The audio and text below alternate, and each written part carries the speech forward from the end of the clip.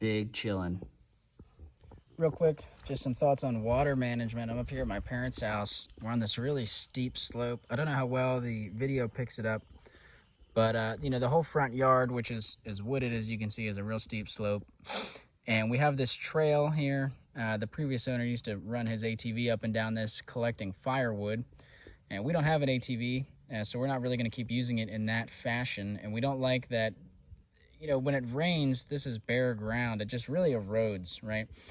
And so in an effort to slow that down, and a very low-key effort, low labor effort, we had some old rotting logs that were, you know, they've been left on the ground. They're kind of too wet to use as firewood.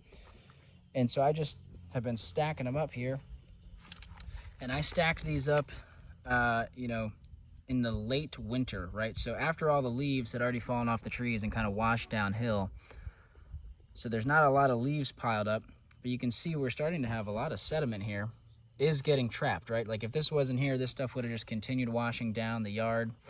So I think we're definitely slowing the water down. I want to continue to improve this. I mean, hopefully eventually we'll get a lot of this in vegetation. It's going to be interesting to see what happens this fall when the leaves fall down. I'm hoping that these can act as leaf traps. You know, we can have kind of little leaf piles build up, building a little speed bump here. They'll start breaking down, turning into some good soil.